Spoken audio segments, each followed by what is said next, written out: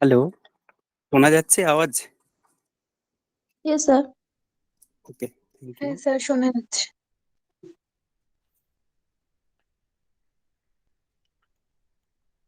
শুভ সন্ধ্যা শুভ সকলকে। সন্ধ্যা স্যার। নমস্কার জানিয়ে ভারতীয় বিদ্যাচর্চা প্রতিষ্ঠানের চাঁদের হাট সিরিজের দ্বিতীয় ক্লাসে আমন্ত্রণ এবং অভিনন্দন জানাই। আমরা সবাই জানি আজকের দিনটি একটি বিশেষ শুভ দিন। আজ সমগ্র বিশ্ববাসীর মহান নেতা স্বামী বিবেকানন্দের জন্মদিন। এই দিনটি ন্যাশনাল ইউথ ডে হিসেবেও পরিচিত। আমরা যেন স্বামীজির দেখানো পথে হাঁটতে পারি, স্বামীজির দেখানো আদর্শে নিজেদেরকে উৎসর্গ করতে পারি। আজকের এই বিশেষ দিনে আমরা ঠাকুরমা স্বামীজির কাছে এই প্রার্থনা করি। এনটিএ নেট জিআরএফ 2022 এর লক্ষ্যে আমরা যে চাঁদের হাট নামক একটি অভূতপূর্ব ক্লাস সিরিজের আয়োজন করেছি, যেখানে বিভিন্ন কলেজ বিশ্ববিদ্যালয়ের অধ্যাপক অধ্যাপিকাগণ আপনাদেরকে একটি সঠিক পথ দেখাবেন, ঠিক কিভাবে নেট জিআরএফ এর জন্য এখন থেকে আমাদেরকে প্রস্তুতি নিতে হবে। গত পরশুদিন আপনারা প্রায় সকলেই স্কটিশ চার্চ কলেজের শ্রদ্ধেয় অধ্যাপক বিবেক কর্মকার বাবুর ক্লাস করেছেন বা শুনেছেন। এছাড়াও আর কয়েকদিনের মধ্যেই বিভিন্ন কলেজ, বিভিন্ন মহাবিদ্যালয় বা বিশ্ববিদ্যালয় থেকেও আমাদের অনেকেই বরিষ্ঠ অধ্যাপক অধ্যাপিকাগণ আসবেন আপনাদেরকে পথ দেখানোর জন্য। আমরা আশা রাখি আজকের মতোই বা গত পরশুর মতো প্রতিটি ক্লাসে আপনারা এইভাবে আমাদের সাথে থাকবেন। আজকের যে ক্লাসটির আয়োজন করা হয়েছে আমরা সকলেই জানি সেই ক্লাসটি NTA net general paper unit 10 এর অন্তর্গত ভ্যালু বেসড এডুকেশন। এবং এই আজকের আলোচনার আমাদের যিনি এক্সপার্ট আছেন ডক্টর নিবেদিতা ব্যানার্জি মহাশয়া। ভারতবর্ষের যে কয়েকটি টপ র্যাঙ্কের বিশ্ববিদ্যালয় আছে, যার মধ্যে একটি হলো অমৃতা বিশ্ববিদ্যাপীঠম, সেই অমৃতা বিশ্ববিদ্যাপীঠম এর ব্যাঙ্গালোর ক্যাম্পাসে নিবেদিতা ম্যাডাম অ্যাসিস্ট্যান্ট প্রফেসর পদে নিযুক্তা ছিলেন। ভারতীয় বিদ্যাচর্চা পরিবারে আমরা ওনাকে পেয়ে ওনার কাছে আমরা চিরকৃতজ্ঞ। নিবেদিতা ম্যাডাম কেমন এই বিষয়ে আমাদের যারা রেগুলার স্টুডেন্ট আছে তারা সকলেই জানে ম্যাডাম কতটা নিজেকে ছাত্রছাত্রীদের হিতার্থে নিজেকে উৎসর্গ করেছেন। এই বিষয়ে বিশেষ কিছু বলার অপেক্ষা রাখে না। তো আমরা আজকের এই আলোচনায় ডক্টর নিবেদিতা ব্যানার্জি মহাশয়াকে স্বাগত এবং অভিনন্দন জানিয়ে ম্যাডামকে অনুরোধ জানাই আজকের ক্লাস শুরু করার জন্য। ম্যাডাম শোনা যাচ্ছে? হ্যাঁ, শোনা যাচ্ছে। Okay, thank you madam. Good evening, happy national youth day. আজ যখন ইউথ ডে আর আমাদের মেন লক্ষ্য কিভাবে পড়বো, ফার্স্ট পেপার হোক বা সাবজেক্ট হোক, কিভাবে পড়বো এই লক্ষ্যে আমরা যখন চলছি, তখন আজকে লেকচারটা একটু অন্যরকম ভাবে, মানে নর্মাল যেভাবে পড়াশোনা করি বা নর্মাল আমি যেভাবেও ক্লাস নিয়ে থাকি আজ করবো না। আমি জেনারেলি অমৃতায় যেভাবে পড়াই আজ সেই স্টাইলে যাব, ঠিক আছে, একটু এন্টারটেইনিং হিসাবে।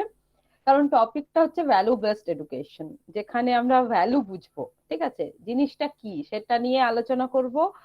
আর কিভাবে অ্যাকচুয়ালি পড়া উচিত, মানে কিভাবে পড়বো তে ফোকাস। তো তো আমরা কিভাবে কোনো একটা জিনিসের, আবার বলবো, রসস্বাদন করব, সেটা আজকে মেনলি বলার চেষ্টা করব। মানে আমি মেথডোলজিতে যাব, ঠিক আছে। আমি কিন্তু এটা বলবো না যে আজকে ফার্স্ট পেপারের কোন বইটা পড়তে হবে, বা এটা বলবো না কোন কোন চ্যাপ্টারে যাব, ওগুলো পরে। আগেও বলেছি কিছু ইউটিউবে আছে, আবার ওই নর্মালে যাচ্ছি না, আমি একটু কিছু অন্য রকমে যাচ্ছি আজ। আর তার মধ্যে যেহেতু ইউনিট 10 এর হায়ার এডুকেশনের মধ্যে ভ্যালু বেসড এডুকেশন আছে, আর আপাতত যেটা আমার মানে খুব ফেভারিট বিষয় আর কি, তো তার মধ্যে দিয়ে যাব। খুব এন্টারটেইনিং লেকচার হবে লাস্ট পর্যন্ত, এটা আমি শিওর বলতে পারি, মানে পড়াশোনার বাইরে থাকবে, তো আরামসে এনজয় করো, ঠিক আছে? আমি ভিডিও অফ করব, কারণ নেটওয়ার্কের বৃষ্টি পড়ছে সবাই জানো, তো নেটওয়ার্কের কোনো ভরসা নেই, সেজন্য আমি ভিডিও অফ করবো, জাস্ট স্ক্রিন শেয়ার করেই পড়াবো। তো একটু জাস্ট টাইম দাও স্ক্রিন শেয়ার করার জন্য।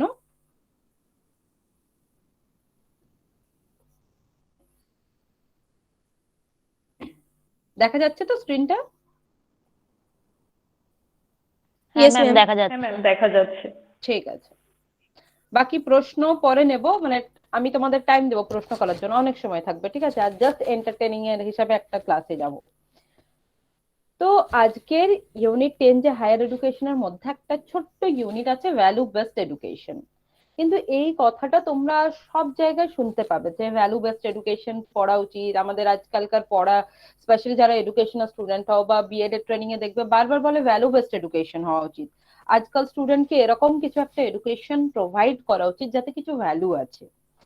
এবার আমরা ভাবি যে ভ্যালু কি আছে, মানে কি টাইপের ভ্যালুর কথা বলছে। আমরা তো নর্মালি বুঝছি যে এডুকেশনটা জেনারেলি যেন স্টুডেন্ট সেন্ট্রিক হয়, স্টুডেন্ট যেন বুঝতে পারে, ইজি হয়। বাট কতটা ইজি হওয়া উচিত, কিভাবে করলে আরো বেশি ইজি হবে, এই জিনিসগুলো কিন্তু আমাদের মানে অনেক সময় আমরা বুঝতে পারি না। স্পেশালি যখন ক্লাসের মধ্যে ধরো যদি 10টা স্টুডেন্টই আমি ধরি একটা ক্লাসে আছে, তো 5জনকে তো আমরা নর্মাল ওয়েতে পড়িয়ে নিতে পারি, কিন্তু 5জন স্টুডেন্ট খুবই হয়তো তারা শুনতে ইন্টারেস্টেড নয় বা তারা মনোযোগী নয়, তখন কিন্তু আমাদের কাছে চ্যালেঞ্জ হয়ে দাঁড়ায় এক একটা ক্লাস, যে এই 5জনকে কিভাবে কন্ট্রোল করা হবে। মানে ক্লাসে জাস্ট এন্ট্রি নেওয়ার আগেই তোমার মাথায় এটা কাজ করবে, আরে ওই 5জনকে আমি কিভাবে ট্যাকেল করব। তো সেসব ক্ষেত্রে এই ভ্যালু বেসড এডুকেশনটা খুব তাদের জন্য আরো বেশি ইম্পর্টেন্ট, কারণ তাদেরকে ট্যাকেল করার জন্য এই ভ্যালুটার খুব দরকার হয়। কি এই ভ্যালু, কেন এই ভ্যালু আসছি।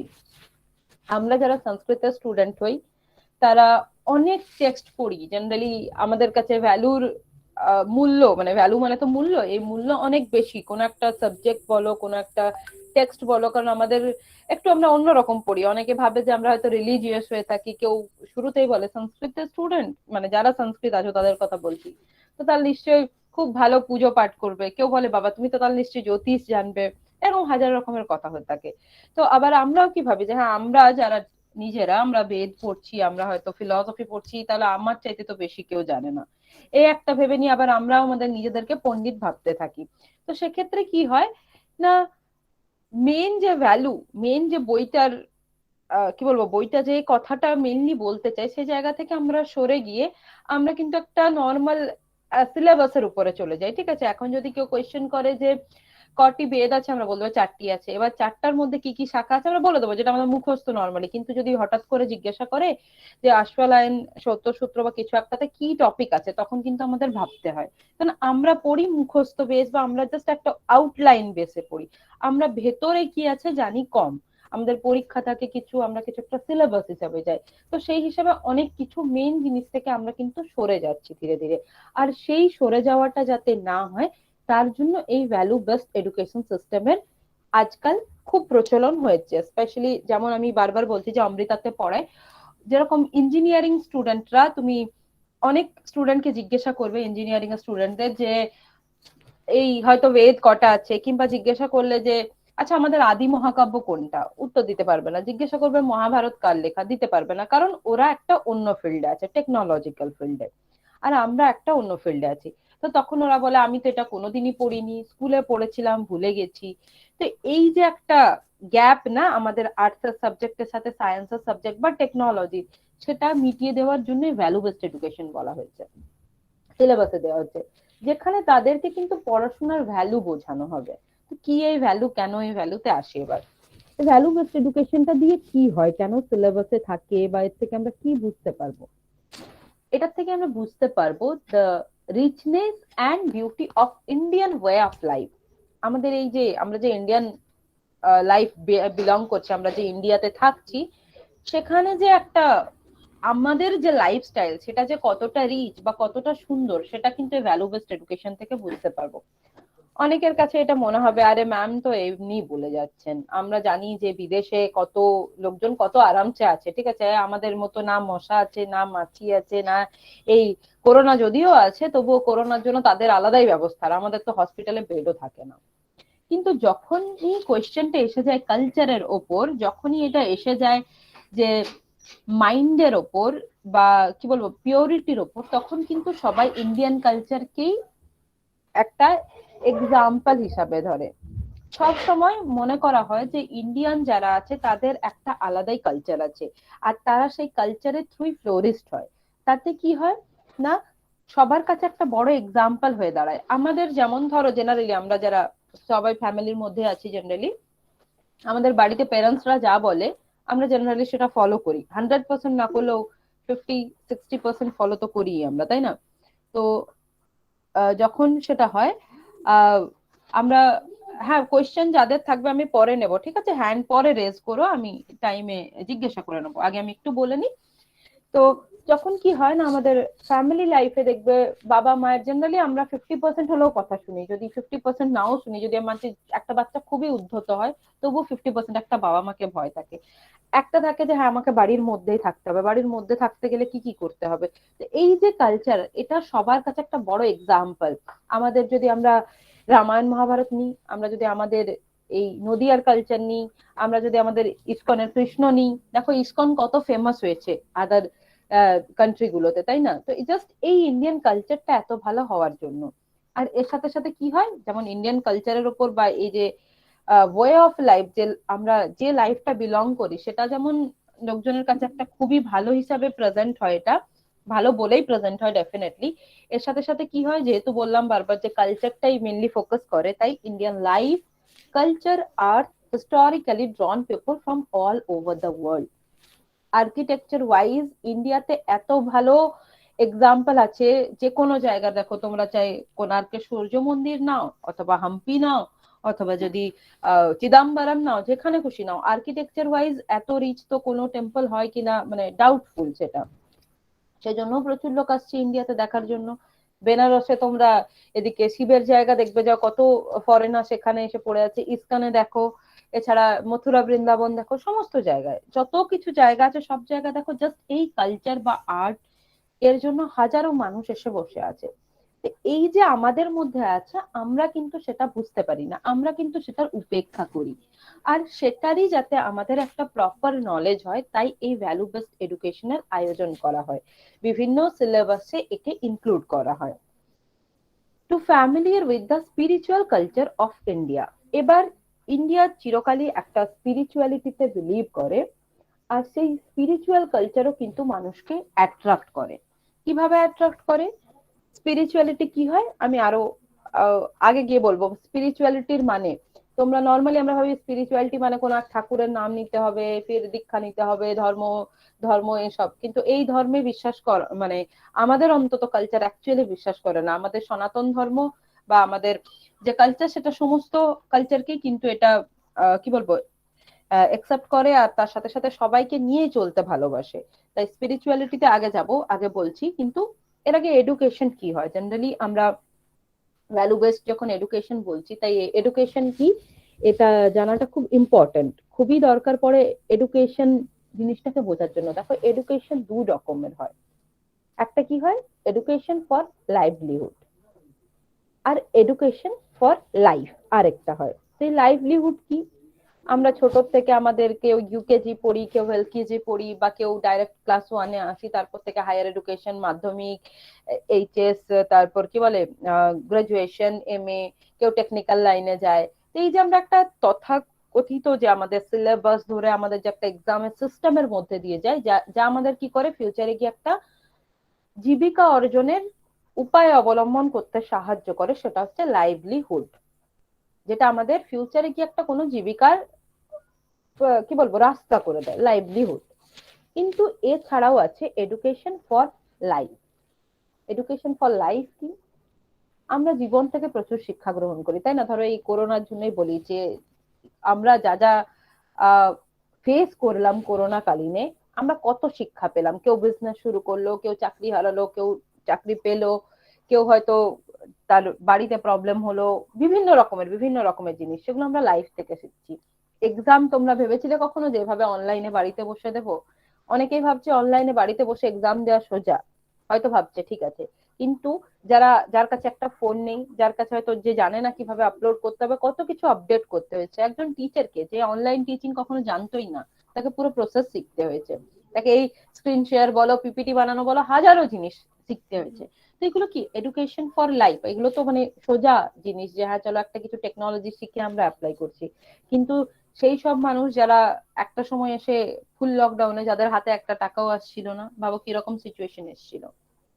এই এডুকেশন ফর লাইফটা আমাদের জন্য খুব ইম্পর্টেন্ট। লাইভলিহুড তো ঠিক আছে, জীবিকা অর্জনের একটা আলাদা রাস্তা দেখায় আমাদেরকে, কিন্তু লাইফ থেকে আমরা যে শিক্ষা গ্রহণ করি সেটা কিন্তু আমাদের চরম শিক্ষা দেয়।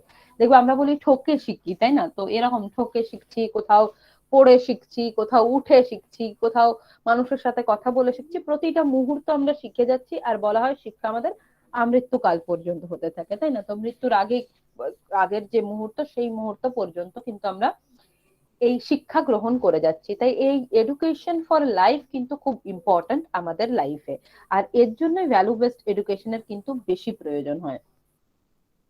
যেরকম আমাদের কবিগুরু রবীন্দ্রনাথ ঠাকুর বলেছিলেন এ নিয়েই, দুঃখে কষ্টে যে শিক্ষা লাভ হয় শুধু কানে শুনিয়া তাহা পাওয়া যায় না। আজ আমি তোমাদের ক্লাসে পড়াবো, তোমরা শুনবে, কিছু একটু হয়তো বুঝবে ভ্যালু সম্পর্কে, কিন্তু এটা যখন গিয়ে নিজে ফিল করবে তখন কিন্তু যে একটা শিক্ষা গ্রহণ হবে সেটা কিন্তু কানে শুনে বা নর্মাল ক্লাস করে হয় না। তাই ফিলটা খুব ইম্পর্টেন্ট হয়, যে কোনো শিক্ষা গ্রহণের জন্য ফিল করা খুবই ইম্পর্টেন্ট হয়। তো সেটাই বলা হয়েছে, যদি ইংলিশ ট্রান্সলেশন দেখি, what we learn through suffering and torment can never be learn by mere listening through. ঠিক আছে? তো নর্মালি আমরা যদি একটা ট্রান্সলেশন করি তো সেক্ষেত্রে এরকম আসবে, মানে আমাদের ফিল করাটা খুব ইম্পর্টেন্ট। লাইফে শিক্ষা তখনই হবে যখন আমরা একটা কিছু ফিল করব। কিন্তু এখন কি হয় যে আমরা নর্মাল এডুকেশন সিস্টেমের মধ্যে দিয়ে যাচ্ছি, দেখবে নর্মালি আমরা পড়ছি, অনেক কিছু দেখছি, ঠিক আছে, শিখছি, পড়ছি, আবার কি হচ্ছে যখন সেটার ইমপ্লিমেন্টেশনের দরকার হচ্ছে তখন কিন্তু আমরা কিছুই করতে পারছি না। আর যখন আমরা ধরো, অনেকের এই প্রবলেমটা আছে, বলে ম্যাম আমি তো পড়ি কিন্তু পরীক্ষাতে গিয়ে লিখতে পারি না, ঠিক আছে, যখন ব্রড কোয়েশ্চেন হয়, ম্যাম আমি ঠিক আমার মনের ভাষাটা বুঝিয়ে বলতে পারি না। অনেকে বলে ম্যাম আমি তো ব্রড কোয়েশ্চেনের অ্যান্সার দিতে খুব ভালো পারি, বাট শর্ট কোয়েশ্চেনের অ্যান্সার দিতে গিয়ে আমি কিন্তু বুঝতে পারি না, আমি কনফিউজ হয়ে যাই, কারণ সেখানে অপশন থাকে, এক দুটো অপশন এরকম থাকে যে একটার সাথে অপরটার খুব আমি কনফিউশন হয়ে যায়। তো তাহলে কি করব? তো এটা কি হয় জানো, আমরা ইমপ্লিমেন্টেশন করতে পারি না, আমরা যেটা পড়ি, আমরা যেটা বই থেকে শিক্ষা গ্রহণ করি সেটার ইমপ্লিমেন্টেশন করতে পারি না। আর সেটাই কিন্তু একটা মেজর ফ্যাক্টর, মিসিং ফ্যাক্টর আমাদের এডুকেশন সিস্টেমে। আমাদের বলা হয় এক বছর পরে বা একটা হাফ ইয়ারলি, অ্যানুয়ালি বা তিনটে ভাগে, ওই যাতে ফার্স্ট টার্ম হয়, সেকেন্ড টার্ম হয়, দিয়ে ফাইনাল এক্সাম হয়, এভাবে একটা স্কুলের সিলেবাস ঠিক করে দেওয়া হয়েছে, আমাদের সেভাবেই পরীক্ষা দিতে হবে, সেভাবেই পড়তে হবে। যখন আমরা হায়ার এডুকেশনে যাই সেমিস্টার বেস, উইদিন 3 মাসের লেখা তো থাকে 6 মাসে সেমিস্টার হবে, ঠিক আছে, কিন্তু হয় কি 3 থেকে 4 মাসের মধ্যে পড়ে আমাদের সেমিস্টার দিতে হয়। সুতরাং এটা সিলেবাসে আছে, যেগুলো ইম্পর্টেন্ট কোয়েশ্চেন আমরা দেখে একটা পড়ে নিই। যখন আমরা একটা টিচার হই বা যখন আরো ফিউচারে গিয়ে আমাদের কোনো দরকার পড়ে, তখন কিন্তু আমরা গিয়ে প্রপার একটা টেক্সটকে পড়তে শুরু করি। তখন আমাদের এটাই ফিল হয় আমাদের তো অনেক দেরি হয়ে গেছে, আমি আগে কেন এভাবে পড়লাম না, আরো কিছু করে নিতে পারতাম। তাই প্রথম থেকে আমাদের কিন্তু এটা ধরা উচিত যে আমরা যেটা পড়বো তার জন্য ইমপ্লিমেন্টেশন করতে পারি। আমি যদি আজ একটা গল্পের বই পড়ছি, গল্পের বই থেকে যে নীতি শিক্ষাটা পাচ্ছি, একটা তো নীতি জেনারেলি থাকে গল্পের বইয়ে, যে কোনো নর্মালি, তো সেখান থেকে যে আমি শিক্ষাটা পাচ্ছি, সেই শিক্ষাটা কি হবে, আমি যেন আমার লাইফে ইমপ্লিমেন্টেশন করতে পারি। এই ইমপ্লিমেন্টেশনটা খুবই জরুরি আমাদের জীবনে। তো যদি আমি নর্মালি দেখি যে মিসিং ফ্যাক্টর যদি বলা হয় এডুকেশন সিস্টেমে, সেটা হচ্ছে ভ্যালু বা স্পিরিচুয়াল ভ্যালু। আমাদের এটা কেউ বোঝায় না, ঠিক আছে, তোমার ছোট থেকে বলা হচ্ছে সবসময় সত্যি কথা বলবে, একদম আমি ঠিক আছে সবসময় সত্যি কথা বলি। এবার এমন একটা পজিশন আসলো যেখানে মিথ্যে না বললে হয়তো উপায় নেই, তখন বলা হলো তুমি কেন এইটুকু মিথ্যে বলে নিতে পারলে না, এত সত্যবাদী যুধিষ্ঠির কোথার থেকে আসলো, তখন কিন্তু আমাদের যুধিষ্ঠিরকে তুলে আমাদেরকে খোটা দেওয়া হলো যে হ্যাঁ ভাই যুধিষ্ঠির, সত্যবাদী যুধিষ্ঠির হয়ে গেছে তুমি এখন, এইটুকু মিথ্যে বলেই তো তুমি পার পেয়ে যেতে, তাহলে কেন করলে না? ঠিক আছে, তখনই আবার কিন্তু আমাদের ওই যে নৈতিক শিক্ষা ইমপ্লিমেন্টেশনে কিন্তু আমরা নিজেরা কনফিউজ হয়ে যাই। আমরা ভাবি তাহলে আমার করা উচিত কি। একটা দেখবে ছোট বাচ্চারা কিন্তু এরকম কোয়েশ্চেন করে যে কিছু একটা যদি আমরা বললাম এটুকু তো মিথ্যে বলে নিতে পারতিস, তখন ওরা বলে তুমি তো বলেছিলে সবসময় সত্যি কথা বলতাম, তো সত্যিই বলেছি।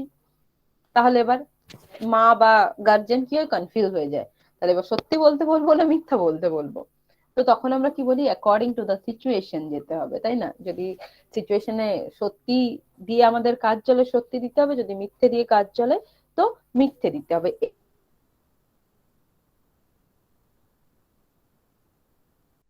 আপনার কথা আবার বলছি না, কিন্তু কিছু কিছু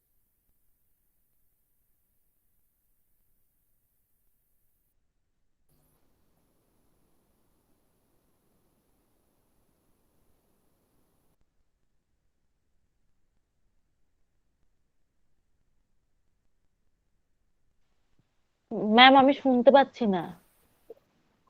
হ্যাঁ একটু দাঁড়াও, আমার নেটওয়ার্ক স্লো হয়েছে, আমি বুঝতে পেরেছি, আমি স্টপ হয়ে গেছি, দাঁড়াও। হ্যাঁ এবার শোনা যাচ্ছে? হ্যাঁ ম্যাম। হ্যাঁ ম্যাম এবার শোনা যাচ্ছে। ঠিক আছে।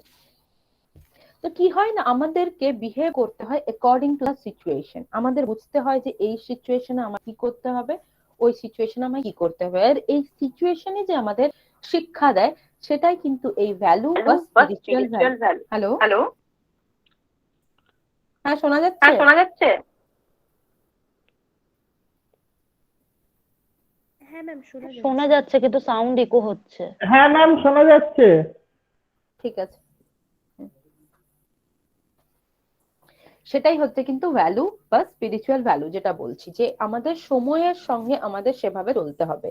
আর যখন আমরা কোনো একটা জিনিস পড়বো সেটার ইমপ্লিমেন্টেশন বুঝবো। যদি আজ আমি একটা গ্রামার বই পড়ছি, আমি গ্রামার বইটা এভাবে পড়বো যাতে কি হয় না, গ্রামারের যে ওর যে প্র্যাকটিক্যাল যে ইউজ গুলো হচ্ছে সেটা আমাদের বুঝতে হবে, কোথায় সন্ধি হয়েছে, কোথায় কারক হয়েছে, কোথায় সমাস হয়েছে।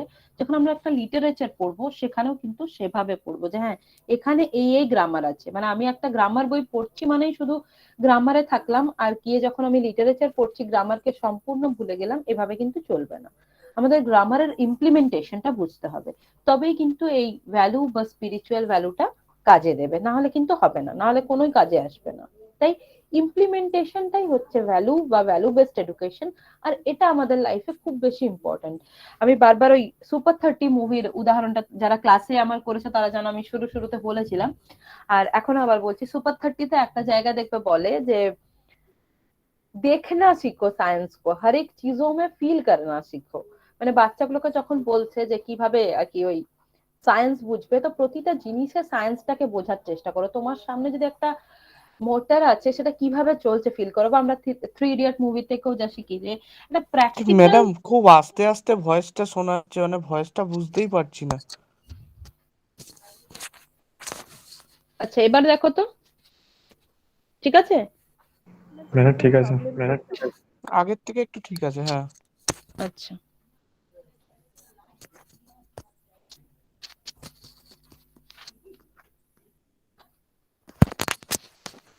হ্যাঁ আশা করছি এবার একদম ঠিক হবে। Hello ma'am, please continue, it's your own problem. ওর ওটা ম্যাম সমস্যা হচ্ছে, আপনি ম্যাডাম ঠিক আছে বলুন। হ্যাঁ হ্যাঁ। তো এই যেটা বলছিলাম যে যদি আমরা 3 ইডিয়ট দেখি, সুপার 30 দেখি, প্রত্যেকটা জায়গায় আমাদের এটাই বোঝানো হয় মুভিগুলোর থেকে যে আমাদের এই ইমপ্লিমেন্টেশনটা বুঝতে হবে, সায়েন্সের কি ইমপ্লিমেন্টেশন আছে। তো আমরা যতক্ষণ এই ইমপ্লিমেন্টেশনটা বুঝবো না ততক্ষণ কিন্তু হবে না। তাই এই ভ্যালু বেসড এডুকেশন যে বলা হয়, বা কোনো একটা টেক্সট, আমরা যে কোনো টেক্সট পড়ি আমাদের এই ইমপ্লিমেন্টেশনটা বুঝতে হয়। এটাই যখন নেটের ফার্স্ট পেপারের কথা আসে আমাদের জটিল কেন মনে হয়। আমরা কমিউনিকেশনকে পড়তে থাকি যে হ্যাঁ এত একটা জটিল টেক্সট, কখনো আমরা ডেটা ইন্টারপ্রিটেশনকে তাও বলবো যে ম্যাথ একটা অন্য ব্যাপার হচ্ছে। কিন্তু যদি আমরা এডুকেশনের চ্যাপ্টারটা নিই, সরি যেটা ফার্স্ট যে টিচিং এর চ্যাপ্টার আছে, বা যদি আমরা নিই যে কমিউনিকেশন নিই, হায়ার এডুকেশন নিই, আমাদের প্রতিটা জিনিসকে প্র্যাকটিক্যালি বুঝতে হবে। যখন আমরা এটা প্র্যাকটিক্যালি বুঝতে পেরে যাব তখন কিন্তু আমাদের মোরও এই তো প্রবলেমটা স্পিড হবে না। নেই, আমি তো মাঝে মাঝেই কেটে যাই। পায়েল একটু নিজেকে মিউট করো, প্রবলেম হচ্ছে আনমিউট করলে। হ্যাঁ একটু নিজেদের এটা খেয়াল রাখো যে মিউট রাখো নিজেকে। তো এবার কি হয় না, এটা আমাদের বুঝতে হয় যে ইমপ্লিমেন্টেশনের কোথায় হচ্ছে। ফার্স্ট পেপারেও যদি আমরা এভাবে পড়ি তাহলে কিন্তু আমাদের প্রবলেম হবে না। আমাদের যে শুরুর থেকে একটা ফার্স্ট পেপার নেটের একটা ভীষণ জটিল, মানে আমরা যে মাথায় একটা থট নিয়ে বসে থাকি না, সেটা আমাদের কিন্তু ভীষণ ক্ষতি করে ফিউচারে গিয়ে। শুরুর থেকেই ভাবতে থাকি যে আরে ফার্স্ট পেপার একটা জটিল বিষয়, সাবজেক্ট তো আমি সেই কবে গ্রাজুয়েশন থেকে পড়ছি, ফার্স্ট পেপার এই সবে পড়বো, সুতরাং আমাদের প্রবলেম হতে থাকবে। তো এই জিনিসটা আমাদের কিন্তু প্রথমেই দূর করতে হবে। ফার্স্ট পেপার যদি পড়তে যাই এটা ধরতে হবে এটা আমরা প্র্যাকটিক্যাল লাইফে সবসময় ফিল করছি, ওই আমাদের এডুকেশন ফর লাইফ হচ্ছে এখানে, ঠিক আছে? তাই আমরা যদি ওইভাবে নিই এটা কিন্তু তখন আর জটিল মনে হবে না। কমিউনিকেশনে কি হচ্ছে, আমি বলছি কেউ শুনছে, আমি সেন্ডার কেউ একজন রেসিপেন্ট হচ্ছে, তো নর্মালি চলে না জিনিসগুলো। তো সেক্ষেত্রে কিন্তু এই যে প্রবলেমটা, যে ভীতিটা আমাদের থাকে না, আমাদেরকে প্রতিটা জিনিস প্র্যাকটিক্যালি ভাবতে হবে। তাহলে এবারে স্পিরিচুয়ালিটি কি? আমি যে বলছিলাম যে এডুকেশন, এখানেই বলছিলাম না যে আমাদের এই স্পিরিচুয়াল কালচারের কথা বলা হয়েছে। আমরা তো স্পিরিচুয়াল বললেই ধর্ম ভেবে নিই, যে এই ধর্ম কপালে একটা হয়তো খুব বড় তিলক কেটে নিতে হবে, তারপর গলায় একটা তুলসী মালা পরে নিতে হবে। এসব কিছু স্পিরিচুয়ালিটির কথা ইন্ডিয়ান কালচার বলে না। ইন্ডিয়ান কালচার কি বলে? স্পিরিচুয়ালিটি হচ্ছে মোরালিটি। আর যখন করোনার সময় কিছু কিছু মানুষের প্রবলেম হচ্ছিল, কিছু কিছু মানুষ ওখানে গিয়ে তাদেরকে চেষ্টা করেছিল খাবার দেওয়ার, সেটা হচ্ছে স্পিরিচুয়ালিটি। কিছু কিছু মানুষ চেষ্টা করেছিল যাদেরকে হসপিটালে নিয়ে পৌঁছানোর দরকার তাদেরকে হসপিটালে পৌঁছেছিল, সেটাই হচ্ছে স্পিরিচুয়ালিটি। হিউম্যানিটি আমরা যেটাকে বলি সেটাই হচ্ছে স্পিরিচুয়ালিটি, আর সেটাই কিন্তু মোরালিটি। ঠিক আছে, এই স্পিরিচুয়ালিটির কথাই কিন্তু ইন্ডিয়ান কালচার বলে। ইন্ডিয়ান কালচার বলেনি খোল করতাল নিয়ে পুজো করতে বসতে হবে, পুজোর কথা বলা হয়নি কোথাও। আমরা ভেবে নিই যে হ্যাঁ দেব দেবীর পুজো করলে আমাদের খুব ভক্তি দেখানো হবে আর আমরা খুব ধার্মিক ব্যক্তি হয়ে যাব, আর তারপরে এই যে নর্মাল আমরা যা কিছু পাপ করছি সবকিছু ধুয়ে যাবে, এটা কিন্তু কোথাও বলা হয়নি।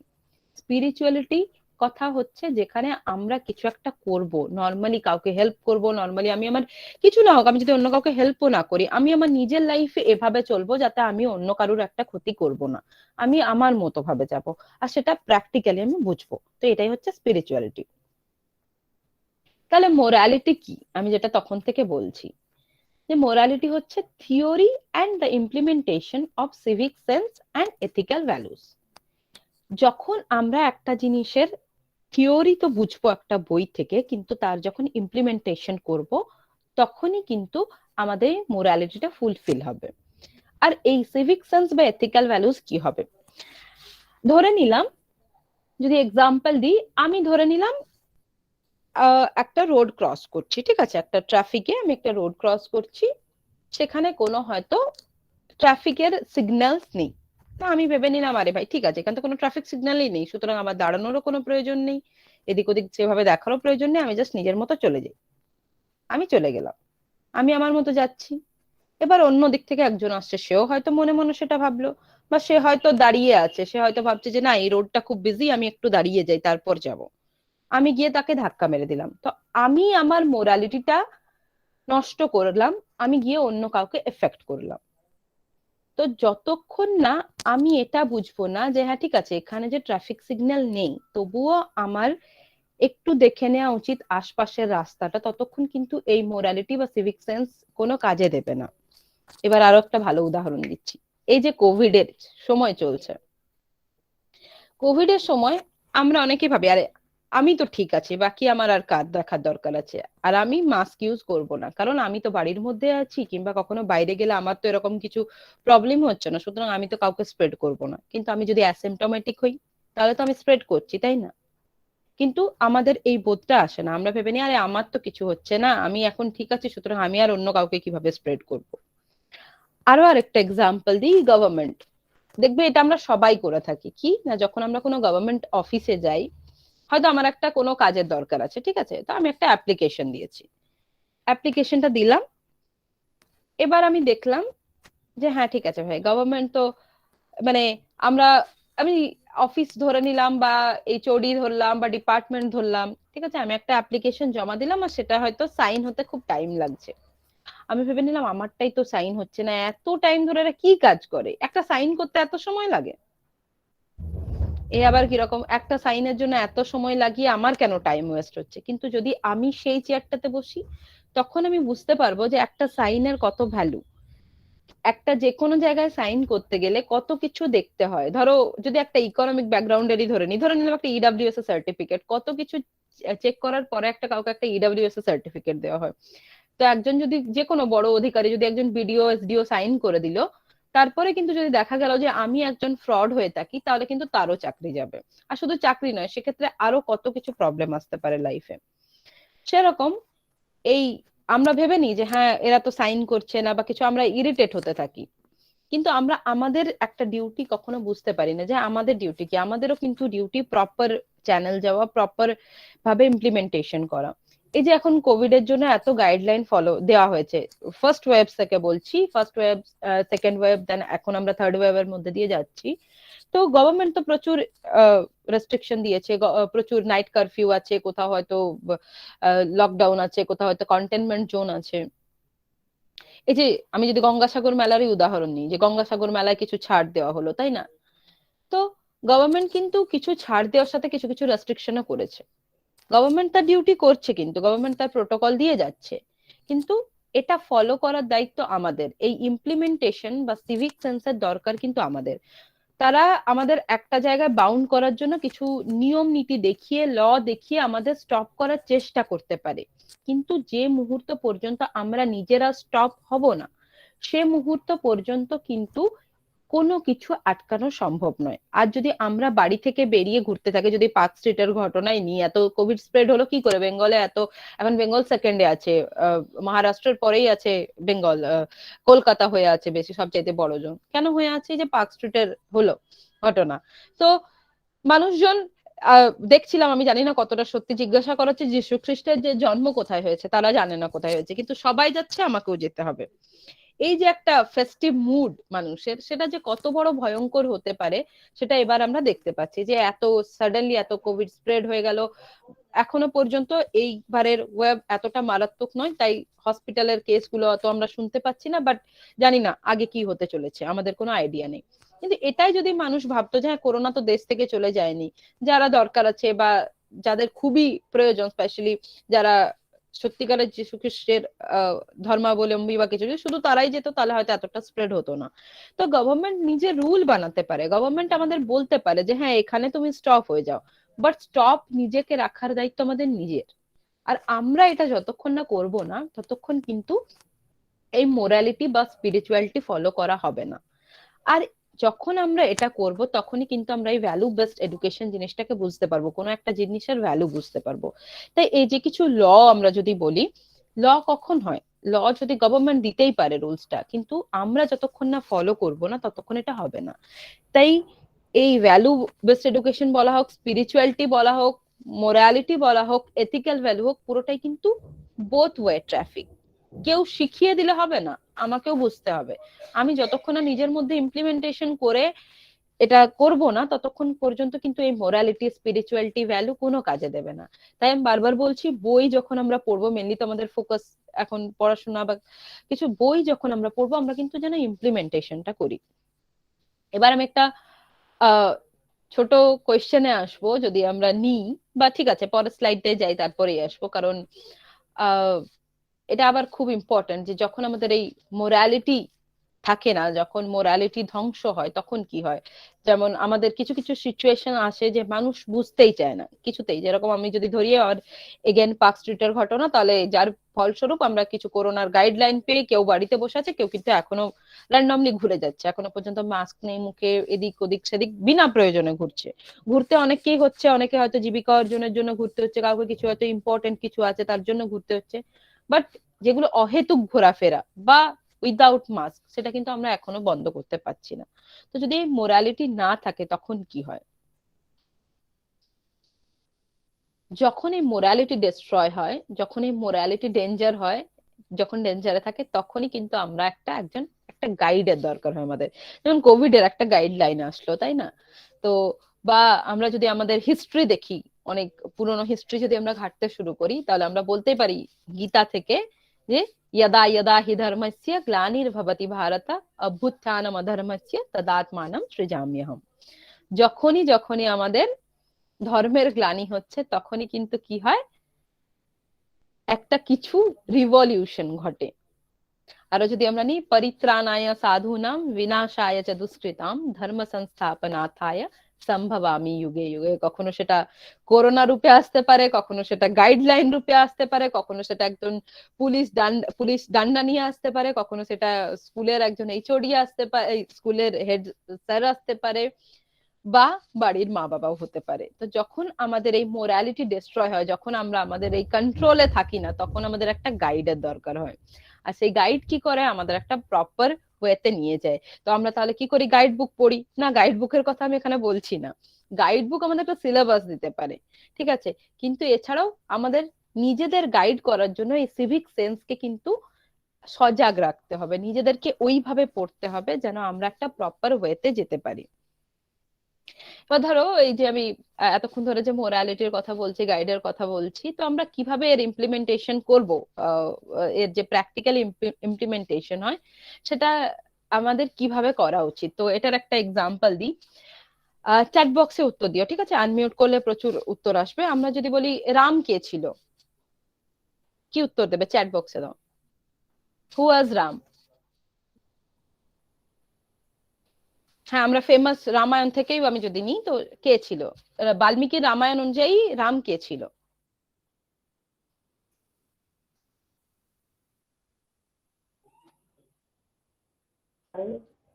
ম্যাডাম কিছু শোনা যাচ্ছে না, আপনার ভয়েস আসছে না। বাকিরাও কি শুনতে পাচ্ছ না? আমার ভয়েস শোনা যাচ্ছে কিনা? হ্যাঁ হ্যাঁ ম্যাম শুনতে হ্যাঁ পাচ্ছি। ম্যাম, এবার শোনা যাচ্ছে ম্যাম। শোনা যাচ্ছে ম্যাম। আপনি আপনি একটু আপনার নেটওয়ার্ক চেক করুন, তারপর আবার জয়েন হন, হয়তো মেবি আপনার নেটওয়ার্কের প্রবলেম, বাকিরা শুনতে পাচ্ছে। হ্যাঁ, দশরথের পুত্র ছিল শ্রীরাম। হ্যাঁ, ঠিক কথা, একদম ঠিক উত্তর। তার রাবণ কি ছিল? রাবণ কে ছিল?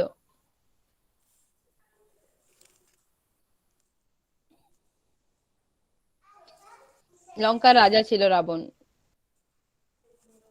আচ্ছা,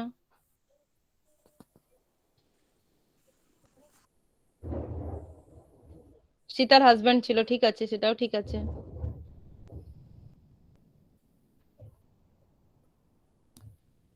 তাহলে বাল্মীকি কেন এরকম, হ্যাঁ লঙ্কাধিপতি ছিল, ঠিক ঠিক, সবার উত্তর ঠিক। তাহলে কেন এটা আমাদের সিলেবাসে দেওয়া হয়, বা কেন এটাকে আমাদের পড়তে হয়? কি কেন এই জাস্ট দশরথের ছেলে রাম ছিল, বা রাম রাবণকে মেরেছিল, কেন দেওয়া হয় সিলেবাসে, বা কেন আমাদের পড়তে বলা হয়? সবার তো সিলেবাসে থাকে না, কিন্তু আমাদের একটা মহাকাব্য বলা হয়েছে, ঠিক আছে, বলা হয়েছে যে রামায়ণের মানে রামায়ণ হচ্ছে একটা আদি মহাকাব্য, আর এটা জেনারেলি রামায়ণ মহাভারত আমাদের পড়া উচিত। কেন বলা হয় সেটা?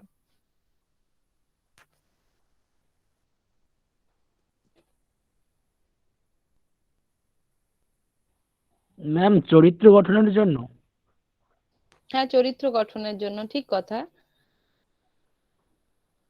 তো মানে রামের ক্যারেক্টারটা পড়লেই কি আমরা চরিত্র গঠন করতে পারবো এরকম, নাকি আমরা দেখে শিখবো, আমরা বুঝতে পারবো সিচুয়েশন অনুযায়ী, নাকি সেটাই বলতে চাইছেন তো? যে সিচুয়েশন অনুযায়ী রামের যেভাবে ক্যারেক্টার, মানে রামায়ণম বলা হয়, আনাম মানে আয়ন, মানে যেখানে আমাদের মানে চরিত্র বলা হচ্ছে, সেক্ষেত্রে নীতি জ্ঞান লাভের জন্য, আচ্ছা, নৈতিক দিকের জন্য, অধর্মের নাশের জন্য, ধর্ম পালন রামায়ণ থেকে তো মানে রাম তো বিভিন্ন পরিস্থিতির মধ্যে মানে সেখানে মানে গিয়েছেন, তো নিজের নিজের দায়িত্ব কর্তব্য সেই সিচুয়েশনটা থেকে আমরা যাতে সেখান থেকে কিছুটা নিতে পারি, নিজেদের জীবনের ক্ষেত্রে সেটা কাজে লাগাতে পারি।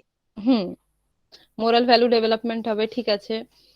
আচ্ছা দেখি, এই স্ক্রিনটা শেয়ার বন্ধ করে অন্য একটা স্ক্রিন শেয়ার করছি, আর একটু এবার আরেকটু বেশি এন্টারটেইন করার জন্য মানে যাচ্ছি, ঠিক আছে।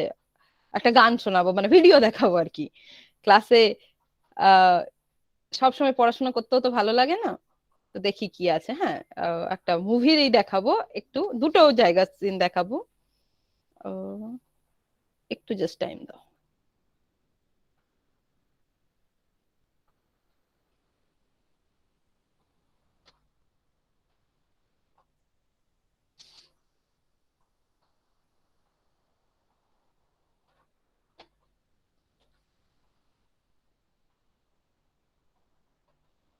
আমার স্ক্রিন দেখা যাচ্ছে? ভিডিও আমি এখনো প্লে করিনি, এই স্ক্রিনটা দেখা যাচ্ছে?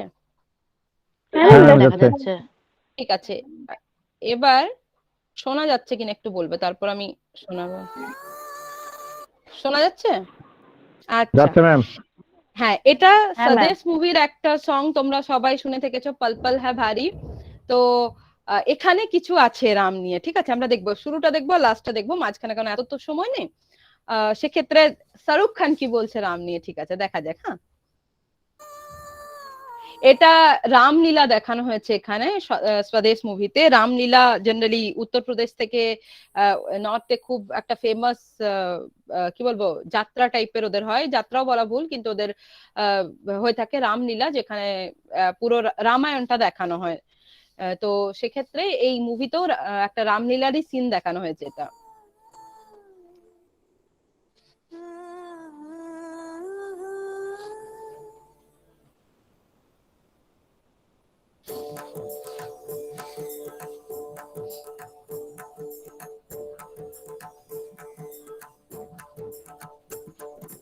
पल पल है भारी वो भी पिता है आई,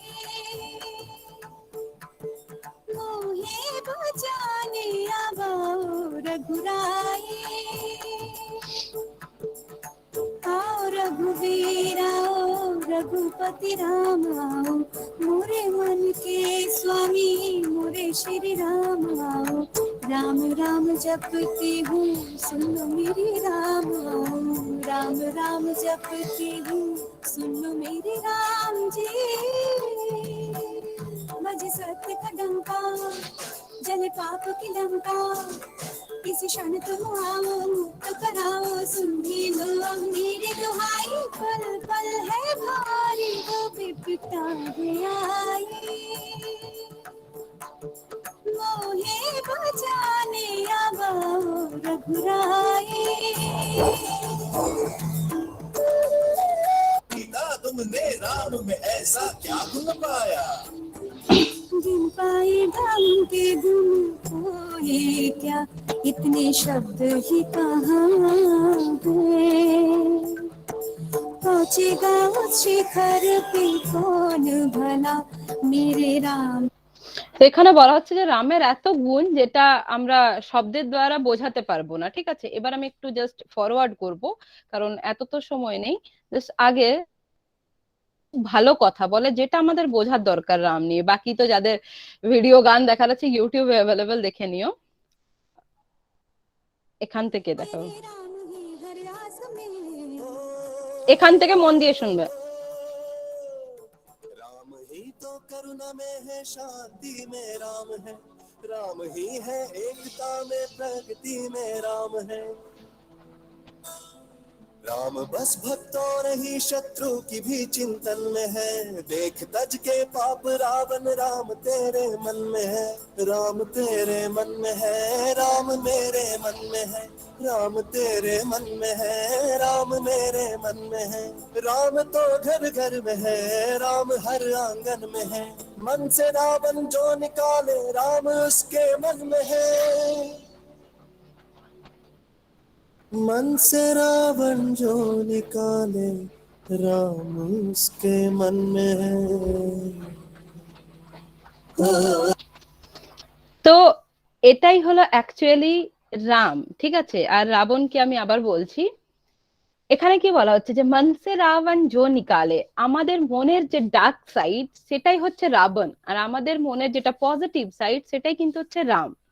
তো আমরা যখন আমাদের লাইফে পজিটিভিটিকে বাড়াবো তখনই কিন্তু সেটা হয়ে যাবে রাম, আর যখন আমরা নেগেটিভ, আমরা যে আমাদের তামসিক গুণ নিয়ে চলবো সেটাই কিন্তু হয়ে যাবে রাবণ। এই পুরোটাই কিন্তু একটা, মানে রাম রাজা ছিল, রাবণ ছিল, সেটা একটা অন্য বিষয়। কিন্তু এই যে আমরা রাম আর রাবণ নিয়ে আমরা যে ভাবি না, রাম যে ধর্ম, এই একদম পুরো রামকে নিয়ে আমরা রাম মন্দির নিয়ে যেভাবে চালু করেছি, সেটার জন্য কিন্তু বাল্মীকি রামায়ণ লেখেনি। রামায়ণের যে লেখার বাল্মীকির যে বক্তব্য ছিল সেটা হলো যে রাম সেই যে কি না, আমাদের মনের যে পজিটিভ ফিলিং গুলো সেটাই হচ্ছে রাম। আমরা যখন আমাদের পজিটিভ ফিলিং এর সাথে কাজ করব তখনই কিন্তু আমরা আমাদেরকে রাম বলতে পারবো। রাম সবাই, আমি রাম তুমি রাম, এরকম নয় যে রাম শুধু অযোধ্যার রাজাই রাম বা দশরথের পুত্রই রাম, আমরাও কিন্তু রাম। আর আমাদের মধ্যে রামের ধর্ম কখন আসবে? যখন আমরা পজিটিভলি কোনো একটা কাজ করব। রাম যে, তাই বলা হচ্ছে যে ঘর ঘর মে হ্যাঁ, বা যে বলা হচ্ছে সবার মধ্যে আছে, এটাই কিন্তু বোঝানো হয়েছে যে সবার মধ্যে যে পজিটিভিটি, সেটাই কিন্তু আসল রাম। কিন্তু আমরা জেনারেলি ছোট থেকে পড়ি শুধুমাত্র দশরথের পুত্র বা রামের চরিত্র ফলো করা উচিত, কেন করা উচিত, কি আছে সে জিনিস নিয়ে কিন্তু খুব কমই বোঝানো হয়। কারণ এই ইমপ্লিমেন্টেশনের প্রচুর অভাব দেখা যায়। এবার রাবণ কি দেখে নি একবার, এটাও খুব ভালো লাগে। এর আবার আছে ব্রিথ ইনটু দ্য শ্যাডো বলে একটা সিরিজ আছে, ওখানে আমার খুব ভালো লেগেছিল। এতে আরেকটা খুব ভালো আছে, বাট সেটা আমার ডাউনলোড করা হয়নি, তো এটাই দেখাচ্ছি আপাতত। এখানে রাবণকে বলা হয়েছে, ঠিক আছে? তো খুব সুন্দরভাবে রাবণকে এখানে ডেসক্রাইব করা হয়েছে।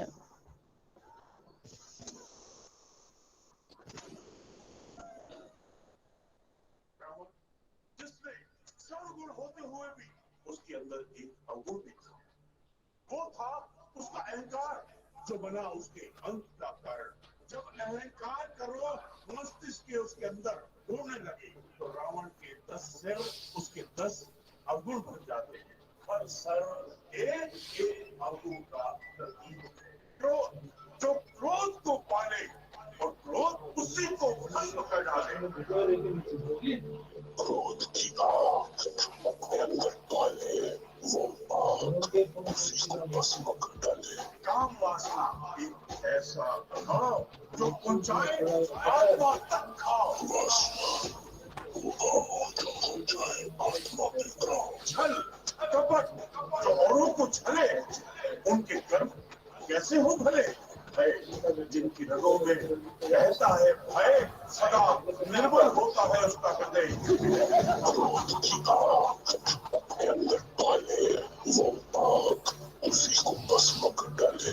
वासना वो भाव जो पहुंचाए आत्मा में घाव। आपको उसके अंदर की इस इमोशन को बाहर लाना है और फिर उसे मारना है। What is this anger, lust? Why is he playing these mind games? क्रूरता, बदले का भाव, युद्ध प्रिय और इस अहंकार, वही उसकी मृत्यु का कारण बना। आइए देखते हैं कि किस प्रकार राम ने रावण का अंत किया, बुराई पर अच्छाई की जीत हुई। सियापति रामचंद्र की। তো এটাই হলো রাবণ। আমরা যে বলি না যে রাবণের 10টা মাথা, আর তারপর সেক্ষেত্রে রাবণের 10টা মাথা ছিল জন্মের থেকে, তারপর সে 10টা মাথা নিয়ে, মানে অনেকের প্রচুর কোয়েশ্চেন আসে সায়েন্টিফিক, যে 10টা মাথা নিয়ে তাহলে রাবণ বিভিন্ন জায়গায় ঘুমোতো কি করে, ড্রেস কি করেছিল। রাবণের 10টা মাথা বলতে বোঝানো হয়েছে এই যে 10টা আমাদের মোহ মায়া যেসব আছে, সেই 10টা মাথা 10টা সিম্বল। আর যখন আমাদের মধ্যে এই 10টা জিনিস যখন পজিটিভলি আসে, তখন কিন্তু কি হয় না, আমাদের লাইফে সমস্ত কিছু আমরা ভালো করতে পারি। বাট এটার মধ্যে একটা যখন অতি হয়ে যায়, বলে না অতি সর্বত্র বর্জিত, তো যখন ওই একটা অতি হয়ে যায়, আমরা সেটা কন্ট্রোল করতে পারি না, তখনই আমাদের বিপরীত বুদ্ধি হয়ে যায়। আর বিপরীত বুদ্ধি হলে কি হয় না, সেটা আমাদের নাশের কারণ হয়ে দাঁড়ায়। তো রাবণের মধ্যে এরকম অহংকার এতটাই বেশি হয়ে গেছিল যে সেটা তার জীবনে নাশের একটা কারণ হয়ে দাঁড়ালো। তো আমরা যদি পড়াগুলোকে এইভাবে নিই, ইমপ্লিমেন্টেশনটাকে এইভাবে নিই, একটা যখন মুভি দেখছি, একটা যখন সিরিজ দেখছি, আমরা যদি এইভাবে নিই না, আমরা অনেক কিছু শিখতে পারবো। যেটার জন্য এগুলো করা হয়, যে মুভি কেন আমরা দেখি, শুধু এন্টারটেনের জন্য শুয়ে আছি বসে আছি একটা মুভি দেখে নিলাম। একটা জিনিস দেখে যখন আমরা তার কিছু একটা ইমপ্লিমেন্টেশন করতে পারবো, তখনই কিন্তু আমাদের সেটা দেখাটা সার্থক। আর এটাকেই ভ্যালু বেসড এডুকেশন বলে। এটাই হলো ভ্যালু বেসড এডুকেশন, এটা ছাড়া আর কিছুই না। আর তাই আমরা যখন কোন একটা বই পড়বো, কোন একটা সাবজেক্ট নিয়ে ডিসকাস করব, প্রতিটা জিনিসের যেন আমরা ইমপ্লিমেন্টেশনটা চোখের সামনে দেখতে পাই। এটা কিন্তু খুব ইম্পর্টেন্ট যে আমরা যেন দেখতে পাই। আর এই মোরালিটিটার কখন দরকার হয়? সিস্টেমকে রান করার জন্য। আমি আগেই বললাম যে যদি ট্রাফিকের বলি, আমি যদি না মানি, আমার জন্য কিন্তু আরেকজন এফেক্টেড হবে। এটা হচ্ছে breathe into the shadow, I think part 2, মানে যে সেকেন্ড পার্ট এটা, তো আই থিঙ্ক প্রাইমে আছে। তো মোরালিটি কি হচ্ছে, মোরালিটি কখন দরকার হয়? সিস্টেমকে রান করার জন্য হয়। ভ্যালু বেসড এডুকেশন আমাদের কেন দরকার হবে? আমরা যদি প্রপার একটা শিক্ষিত বলতে চাই, নিজেদেরকে প্রপারলি আমরা যদি যেতে চাই, তাহলে কিন্তু আমাদের এই মোরালিটিটার খুব ইম্পর্টেন্ট। না হলে কিন্তু আমরা পারবো না। এই যে আজকাল বেকারত্বের ভার বাড়ছে, শিক্ষার মানে বেকারত্বের সংখ্যা বাড়ছে, মানুষ পড়েও কিছু পারছে না, একটা টাইমের পর সব ভুলে যাচ্ছে, সমস্ত কিছু কি হচ্ছে, ভ্যালু বেসড এডুকেশনের ল্যাকিং পাওয়ার হচ্ছে। ভ্যালু ঠিকঠাক আমরা এর ইমপ্লিমেন্টেশন বুঝতে পারছি না। তাই এই ইমপ্লিমেন্টেশনটা খুবই দরকার। ইমপ্লিমেন্টেশন ছাড়া কিন্তু কোনো এডুকেশন হয় না। আর তাই এই ভ্যালু বেসড এডুকেশন যে কোনো পড়ার জন্য কিন্তু প্রথমত কি দরকার, ইমপ্লিমেন্টেশন করা। আর এই ইমপ্লিমেন্টেশনের সাথে আমাদের সিভিক সেন্স আর এথিক্যাল ভ্যালু হওয়া চাই। সিভিক সেন্স মানে আমরা চোখ কান খোলা রেখে পড়বো, আমরা কোনো একটা জিনিসকে এভাবে বুঝবো যেটা থেকে আমরা প্র্যাকটিক্যাল নলেজ পাবো। তা সে সংস্কৃত হোক, সোশিয়োলজি হোক, বা হিস্ট্রি হোক, বা সায়েন্স হোক। শুধুমাত্র যে সায়েন্সই প্র্যাকটিক্যাল সাবজেক্ট বলে তা কিন্তু নয়। সিভিক সেন্স বা যে কোনো কিছু জিনিসের প্র্যাকটিক্যাল যদি আমরা নিতে যাই, যে কোনো সাবজেক্টে আছে। আজ আমাদের এই যে মহাকাব্যগুলো লেখা হয়েছে বা লিটারেচার কেন দেওয়া হয়েছে, আমরা অনেকেই বললে যে সমাজ আমরা কিভাবে আমাদের চরিত্র হবে, তো আমাদের এগুলো বোঝানোর জন্য যে বিভিন্ন যে সিচুয়েশন আছে, এই সিচুয়েশনে বিভিন্ন টাইপের আপ এন্ড ডাউনস আসতে পারে, কিন্তু তবুও আমরা আমাদের নিজেদেরকে কনস্ট্যান্ট রেখে কি করব না, আগে এগিয়ে যাব। আর তার সাথে সাথে নিজেদের মোরাল ভ্যালু কিন্তু ডাউন করব না, তারপর এগিয়ে যাব। আর definitely we will get the success. এটা কিন্তু আমাদের লাস্ট পাথ, যেটা হচ্ছে সাকসেস পাওয়া, সেটা কিন্তু আমরা পাবো, কিন্তু ততক্ষণ পাবো না যতক্ষণ আমরা তার ইমপ্লিমেন্টেশন করব না, আমাদের সিভিক সেন্স বা এথিক্যাল ভ্যালুজ আমাদের মধ্যে থাকবে না। তাই এই মোরালিটি দরকার, তাই এই রিভলিউশনও দরকার, আমাদের জন্য একটা গাইডেরও দরকার। যে গাইড কি করবে, গাইড মানে আমি বলতে চাইছি যে পড়াটাই, কিন্তু পড়াটা আমরা এভাবে পড়বো যেটা আমরা প্র্যাকটিক্যালি এনজয় করতে পারবো। এনজয়মেন্টের সাথে পড়ো, দেখো এই ভ্যালু বেসড এডুকেশন তখনই কিন্তু ফুলফিল হবে। কিছু প্রশ্ন থাকলে আমায় বলো এবার, তারপর আমি আরো ডেসক্রাইব করব।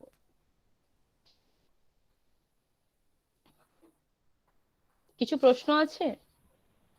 ম্যাম ইমপ্লিমেন্টেশনটা একটু বলবেন? ইমপ্লিমেন্টেশন হচ্ছে ব্যবহারে করা। আজ এই যে আমি পড়ালাম, আমি কি বললাম যে যে কোনো একটা জিনিসকে যখন আমরা করছি, হ্যাঁ বলুন।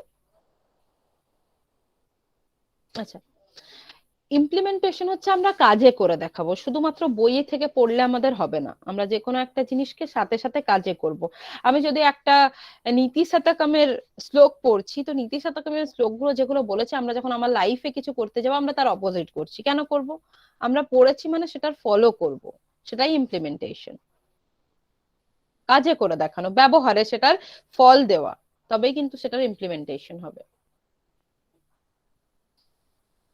ম্যাম মানে ওই রিফ্লেকশনটা ভীষণভাবে দরকার, খুবই সেটাই বলছেন দরকার। তো?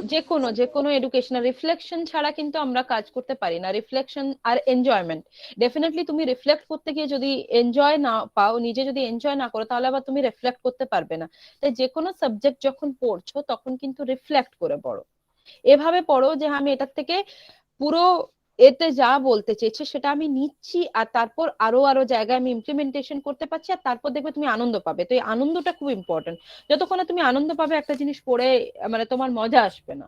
তুমি যে মুহূর্তে জিনিসটা দেখবে, একটা হয়তো কোনো টেক্সট পড়ছো, তুমি যতক্ষণ ওটা তোমার মাথায় ঢোকেনি ততক্ষণ জিনিসটা খুব জটিল ছিল, তোমার পড়তেই ভালো লাগতো না। যে মুহূর্তে এটা মাথায় ঢোকা শুরু হলো, সে মুহূর্তে কি হবে না, গিয়ে একটা আমাদের ক্লিয়ার আইডিয়া হবে, আর তখন ভাবে এটা এত সোজা ছিল, বাকি সুন্দর বিষয় তো। তখন কিন্তু খুব মজা পাবে জিনিসটা পড়তে। তো এই মজা পাওয়াটা খুব ইম্পর্টেন্ট একটা সাবজেক্টের জন্য। হ্যাঁ ম্যাম, বুঝতে পেরেছি। হুম, আর কিছু প্রশ্ন আছে?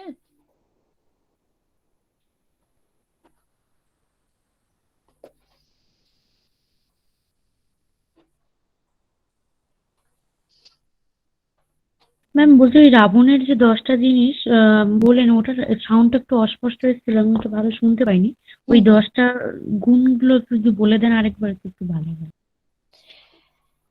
আমাদের এমনিতে তো ষড়রিপু আছে, তাই না? লোভ, মোহ, মায়া, মাৎসর্য যে আছে, ঠিক আছে, এই ষড়রিপুরই সাথেই যদি আমরা মানে কি বলবো সাব বলা যায় আর কি, তো এখানে 10টার কথা বলা হয়েছে। রাবণের মাথায় 10টা এর গুণ ছিল। এরকম নয় যে রাবণ একটা বদগুণী ব্যক্তি ছিল। প্রথমত আমরা অনেকে ভাবি রাবণ তো খুব বদমাইশ ছিল, সীতাকে হরণ করে নিয়েছিল। রাবণের যদি কোয়ালিটি পড়ো না, নিজেরা মানে অবাক হয়ে যাবে। রাবণ চাইল্ড মেডিসিনের উপর এত কাজ করেছে, যেটা এখনো প্রচুর রিসার্চ করা হয় তার উপরে। রাবণ আমাদের শিব তাণ্ডব স্তোত্র লিখেছিল, আমরা জানি, সেটা তো গেল মিউজিক্যাল গুণ। কিন্তু মেডিকেল সায়েন্সে রাবণের যে অবদান, না এরকম খুব কমই লোক আছে, মানে এরকম এখনো সেভাবে লোক হয়নি। কিন্তু কি ছিল না, রাবণের মধ্যে মানে ভালো গুণ যেমন ছিল, সাডেনলি ও খুব অহংকারী হয়ে গেছিল। ওর মনে হলো ওর বেশি পাওয়ারই আর মানে রাবণের চাইতে বেশি পাওয়ার আর কারুরই নেই। আর সেটাই কিন্তু ওর কি বলবো আহ যে পতনের কারণ হয়ে দাঁড়িয়েছিল। Okay ma'am. Ma'am kindly here in. Hmm hmm. Hello. হ্যাঁ হ্যাঁ হ্যাঁ ম্যাম হ্যাঁ, ইয়েস বলছি। Yes, your audible. Okay okay ma'am. Ma'am যেটা বলছি, বিশেষত বাংলা সাহিত্যে বা মানে বাংলার ক্ষেত্রে আমরা যেমন দেখতে পাই প্রখ্যাত কবি এবং সাহিত্যিক মাইকেল মধুসূদন দত্তের, যেখানে বিভীষণের প্রতি ইন্দ্রজিতের ক্ষেত্রে আমরা মানে রাবণের সৎ গুণগুলোর মানে প্রস্ফুটিত হবার ঘটনাগুলো মানে কবি তুলে ধরেছেন। তো তাই যদি ম্যাম হয়ে থাকে, তাহলে আপনি যে ষড়রিপুর কথা উল্লেখ করলেন, যেটা মানে বিশেষভাবে সংস্কৃত শাস্ত্রে আহ, উম, যেখানে আমরা মানে মহাকবি ভারবির ক্ষেত্রেও বা তার রচনাতেও লক্ষ্য করেছি, যেমন ধরুন কাম, ক্রোধ, লোভ, মোহ, মাৎসর্য, এই যে পঞ্চরিপুর কথা, তার সাথে আর ম্যাম মানে মানে বাড়তি কোন কোন রিপুগুলোর কথা উল্লেখিত আছে বা উল্লেখ করা হচ্ছে, যদি একটু কাইন্ডলি বলেন। হ্যাঁ, এখানে আছে কাম, তো প্রথমেই বলা হয়েছে, ঠিক আছে।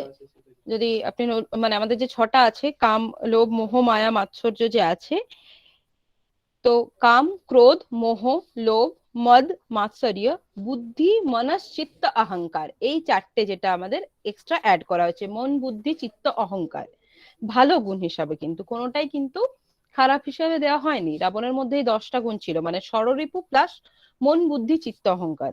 আর এই মন, বুদ্ধি, চিত্ত, অহংকার যেটা আমরা যদি ইংলিশে নিই, তাহলে ইন্টেলেক্ট, মাইন্ড, আর মাইন্ড, সরি, মানস হচ্ছে মাইন্ড, আর চিত্ত হচ্ছে উইল, আর তার সাথে আছে ইগো। তো রাবণের প্রবলেম হয়ে গেছিল, ইগোটাই এক্সট্রা হয়ে গেছিল, যেটা ওর পতনের কারণ হয়েছিল। মানে ও ভেবে নিয়েছিল ওর বেশি পাওয়ার আর কারোর নেই। তো এই 4টাই এক্সট্রা, এখানে 10টা মাথার যে সিম্বল না ষড়রিপুর সাথে এই 4টাই এক্সট্রা ধরা হয়েছে। আর আরেকটা কোয়েশ্চেন এখানে হতেই পারে, যখন আপনি বললেন মাইকেল মধুসূদন দত্তের কথা, তো মাইকেল মধুসূদন দত্ত জেনারেলি আমাদের যেমন বিভীষণকে বা রাবণকে হিরো হিসাবে দেখেছেন। উনি বলেছেন যে রামকে যদি হেল্প না করা হতো, বা রাম অনেক সময় হয়তো সেকেন্ড ওয়েতে গিয়ে কি বলবো জয় করেছে, নাহলে হয়তো রাবণই হয়তো মানে দেখা গেলে আলটিমেটলি জয় রাবণের হওয়া উচিত ছিল, কারণ রাবণ সবচাইতে বড় বীর ছিল।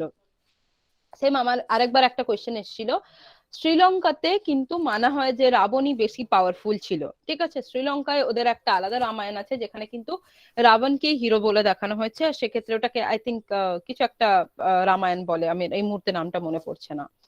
তো সেক্ষেত্রে তাহলে আমরা কি রাবণকে হিরো হিসাবে নেব? তাহলে আমাদের মানে কোথায় যাবে? তো দেখো, এটার একটা উদাহরণ, মানে এটার একটা সবচাইতে বড় আহ কি বলবো প্রমাণ হচ্ছে, যদি আমরা রাবণকে হিরো হিসাবে নিতাম, রাবণ যদি সত্যি হিরো হতো, তাহলে কিন্তু রাবণ সীতাকে কিডন্যাপ করতো না, বিকজ সীতা ওর সাথে যাওয়ার জন্য এগ্রি ছিল না।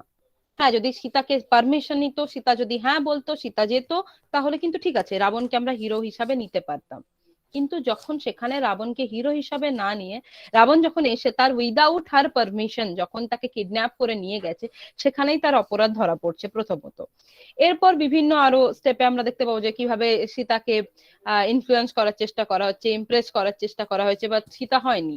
তবুও রাবণ, সীতা বারবার রিকোয়েস্ট করা সত্ত্বেও রাবণ কিন্তু তাকে ফেরত দিয়ে আসেনি। তো যদি এরকম কেউ হতে থাকে যে হ্যাঁ কেউ এগ্রি নয়, অথচ তাকে জোর জবরদস্তি করে তাকে নিয়ে যাওয়া হয়, তাহলে তাকে তো আমরা মানে হিরোর পর্যায়ে দিতে পারি না। তাহলে তো আমাদের যে ধর্মের যে লক্ষণ যদি বলা হয়, বা আমাদের যে একটা এই যে সিভিক সেন্স বা এথিক্যাল ভ্যালুজ, এ তো ডাউন হয়ে যাবে।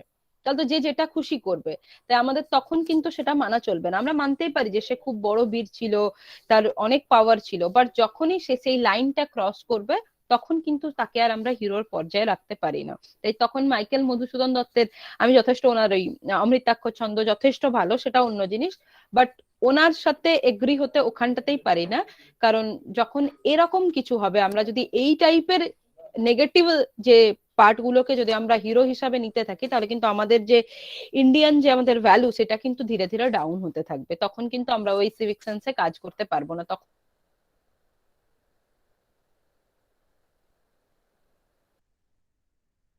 তখন কিন্তু প্রবলেম হবে। বোঝা গেছে? Okay madam, definitely. আর কিছু প্রশ্ন আছে?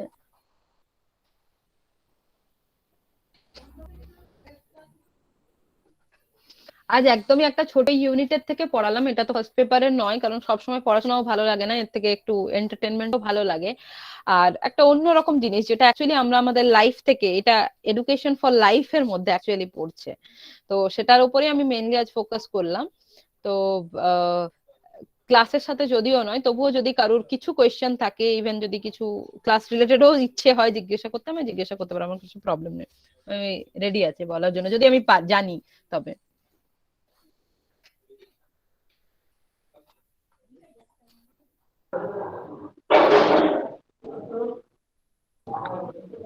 ম্যাডাম একটা কোশ্চেন ছিল। হ্যাঁ হ্যালো হ্যাঁ বলুন, হ্যাঁ বলুন। ম্যাডাম, বলছিলাম যে মোরালিটি এন্ড এথিক্স এই দুটোর মধ্যে বেসিক ডিফারেন্সটা কি? এথিক্স আর মোরালিটির মধ্যে, হ্যাঁ এথিক্স হচ্ছে একটা, আমি যদি বলি যে কি বলবো পার্টিকুলারলি, যে আহ, আপনার লাইফে একটা কোনো একটা জিনিস ঘটছে, আমরা জানি, যেটা যেমন আমরা বলি না সদা সত্য কথা বলিবে, এই টাইপের যেগুলো হয়, সেটা হচ্ছে একটা এথিক্যাল জিনিস, ঠিক আছে, আমাদের ফলো করা উচিত এথিক্স। বাট সেটা যখন, সরি, যখন সেটা লিখিত হিসাবে হয় সেটা হচ্ছে মোরালিটি, কিন্তু যখন সেটাকে আমরা আমাদের লাইফে ফলো করি সেটা এথিক্সে এসে যায়। মানে আমি আমার নিজের লাইফে যখন সেটাকে দেখবো সেটাকে এথিক্স বলা হয়। খুব বেশি ডিফারেন্স নেই, মানে এরকম নয় যে দুটো একে অপরের অপোজিট, বাট মোরালিটির পার্টের মধ্যে সিভিক সেন্স আর এথিক্যাল ভ্যালুজ এসে যায়, যখন আমরা এটাকে ইমপ্লিমেন্টেশন করতে পারি তখন এটাকে এথিক্স বলা হবে আর কি। মানে আমার লাইফে নীতিগুলোকে যখন আমি আমার হিসাবে একটা প্রযোজ্য করতে পারবো, যদি বাংলায় বলি। আচ্ছা আচ্ছা, থ্যাংক ইউ ম্যাম। হ্যাঁ, আর কিছু প্রশ্ন আছে?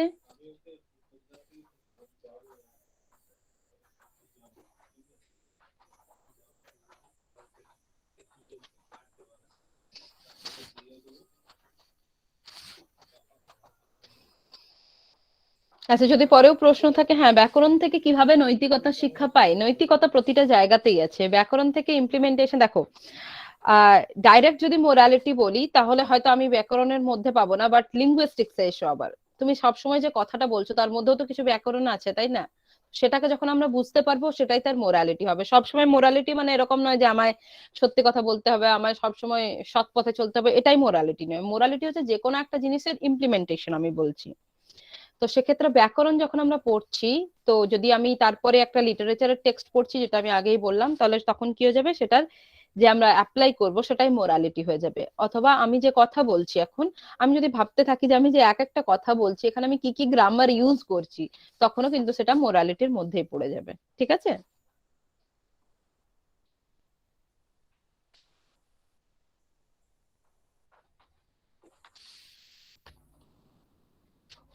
আর কিছু প্রশ্ন?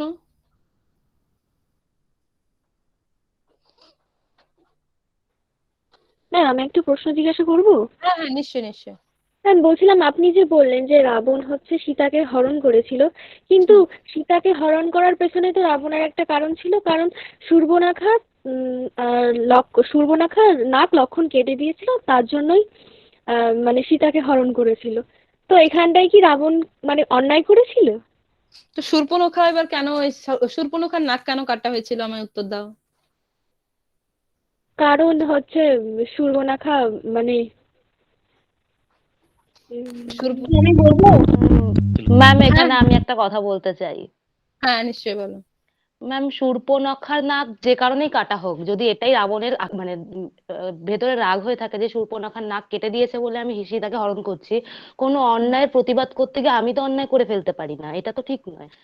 মানে রাবণ ডেফিনেটলি লক্ষ্মণকে শাস্তি দিতে পারতো, বা কোনো রকম বিচার সভা বসাতে পারতো, বা রামের কাছে গিয়ে নালিশ করতে পারতো যে তোমার ভাই এটা করেছে, তো কিছু তো করতে পারতো। রাবণ কেন সেই অন্যায়ের প্রতিবাদ করতে গিয়ে সীতাকে হরণ করে আরেকটা অন্যায় করলো? হ্যাঁ, এটা এক নম্বর।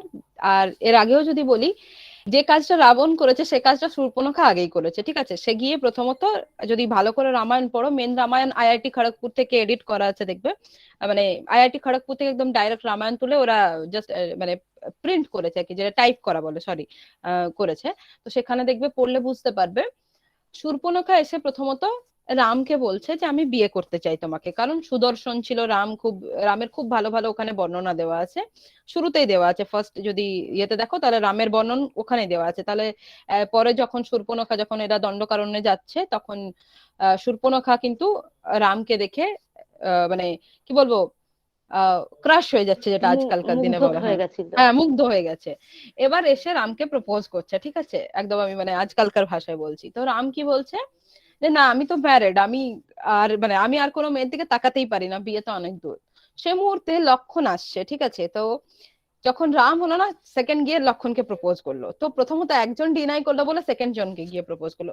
ফির যখন লক্ষণ না বললো, তখনও গিয়ে সীতাকে অ্যাটাক করার চেষ্টা করলো, আর তখন কিন্তু তার নাক কাটা হলো, ঠিক আছে। তাকে যেহেতু সীতাকে গিয়ে মানে কি বলবো, সীতাকে জোর জবরদস্তি সীতাকে খেয়ে নেবো বলছিল, এরকম টাইপের আর কি, যে সীতাকে গিয়ে তাড়ন করছিল আর খুব প্রবলেম করছিল সীতা, তখন লক্ষণ সীতাকে বাঁচাতে গিয়ে কিন্তু ওর নাক কেটেছিল। এরকম নয় যে শূর্পণখার মানে নাক কাটাটাই উদ্দেশ্য ছিল।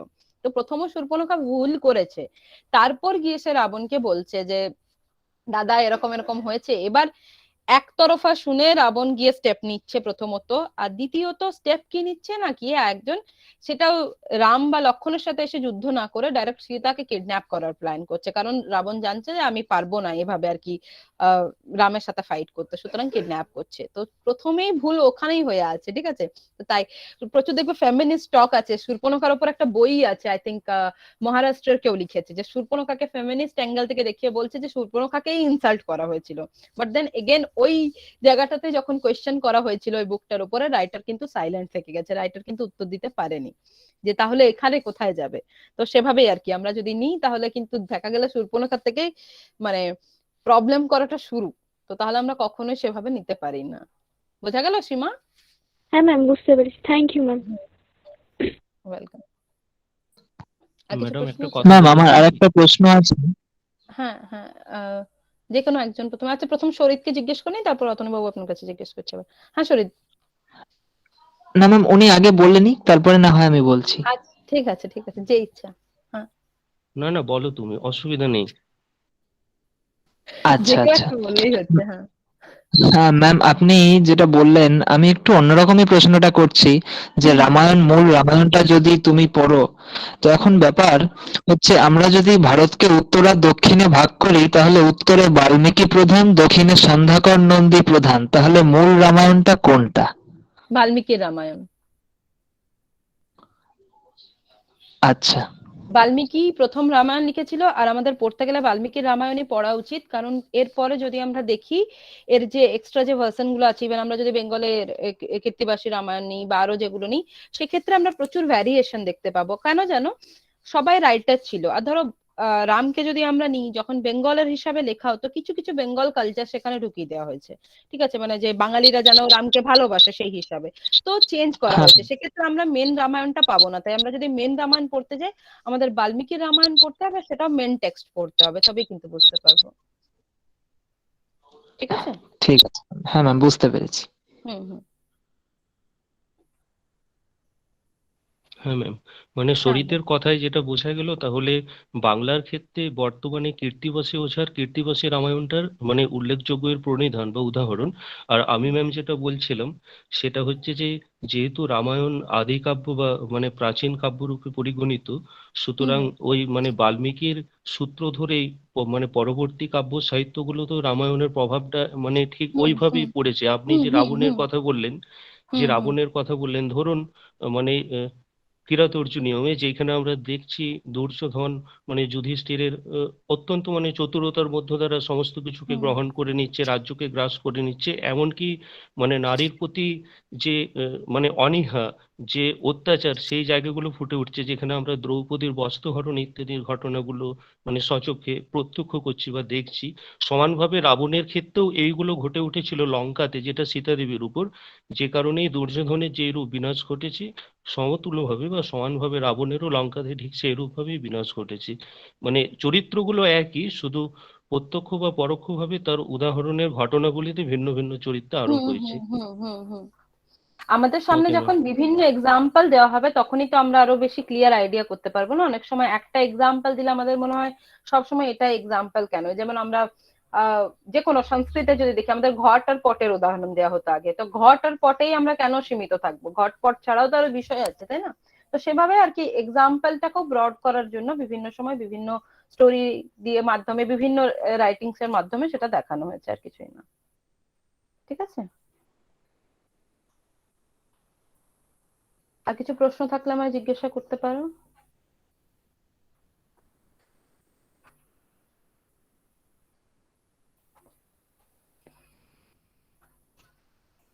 কিছু প্রশ্ন আছে কারোর? রাম মারিচের স্বর্ণ হরিণের ফাঁদে পড়ার কারণ কি? কেননা স্বর্ণ হরিণ আছে তা বলে? কেন রামের কি সোনার অভাব ছিল বাড়িতে? দেখো, যদি দেখা হয় দুই তরফ হতে পারে, ঠিক আছে?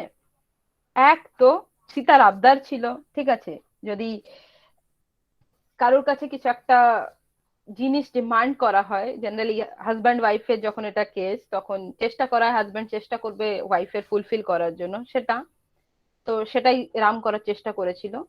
এছাড়া যদি দেখা হয় যে আমরা নর্মালি যদি ধরি, মানে যদি আমরা আবার ভ্যালু দিয়ে আসি, সেক্ষেত্রে কিন্তু বাল্মীকি একটা রাইটার ছিল, তো রামায়ণেও যে প্রতিটা ঘটনা একদম পার্টিকুলারলি সেভাবে হয়েছিল সেটা নয়, প্রচুর কাল্পনিক আছে, যেমন পুষ্পক্রত, এসব অনেক কিছু আমরা কাল্পনিক দেখতে পাবো যেগুলো অ্যাকচুয়ালি কোনো ভ্যালু ছিল না। আমরা বলি বিমানের সাথে সম্পর্ক, কিন্তু এখনো পর্যন্ত সংযোগ স্থাপন হয়নি। তো এরকম অনেক রকমের ব্যাপার আছে যেগুলো, তো বাল্মীকি যখন রাইটার, তখন সেক্ষেত্রে কি হয়েছিল না, কিছু জিনিস দিয়ে আমাদের বোঝানোর চেষ্টা করেছিল। এক্সাম্পল তো ডাইরেক্ট সবসময় দেওয়া যায় না, কখনো কখনো তার সাথে গল্পও অ্যাড করতে হয়। তো এই স্বর্ণ হরিণ মানে মেন উদ্দেশ্য যে রাবণ পর্যন্ত পৌঁছানোর জন্য, সীতাকে এই রামকে ডিস্ট্রাক্ট করার জন্য স্বর্ণ হরিণকে এখানে ইনক্লুড করা হয়েছে, ঠিক আছে? তো তাই সোনা দেখে রামের ফাঁদে পড়ার কোনো কারণ ছিল না, কারণ রামের কাছে সোনার অভাব ছিল না। রাম এরকম ব্যক্তি ছিল না যে কোনো জিনিস তাকে ওই মোহ দ্বারা, মানে কি বলবো, সোনা দানা এইসব জিনিসের উপর মোহ মায়া ছিল না। রাম ক্যারেক্টারটা এভাবেই লেখা হয়েছে যে এসবের বাইরে ছিল যে, তো তাই সোনার হরিণ দেখে, সোনা দেখে কিছু ব্যাপার ছিল না। ম্যাম, এ বিষয়ে আমি একটা কথা বলতে চাই, এই পুষ্পক রথ বিষয়ে।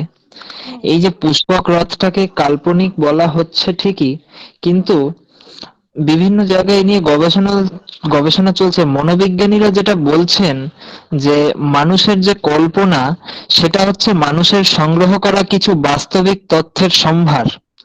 কারণ মানুষ কোনো কিছু একটা বাস্তবিক ঘটনার সূত্র না পেলে কোনোভাবেই কল্পনা করা মানুষের পক্ষে সম্ভবই নয়। তো তারা মনে করছেন সেই সময়কার ভারতবর্ষে নিশ্চয়ই এমন কিছু ছিল, না হলে বাল্মীকির মধ্যে এই চিন্তাটা এলো কোথা থেকে? এটা আমারও মত নয়।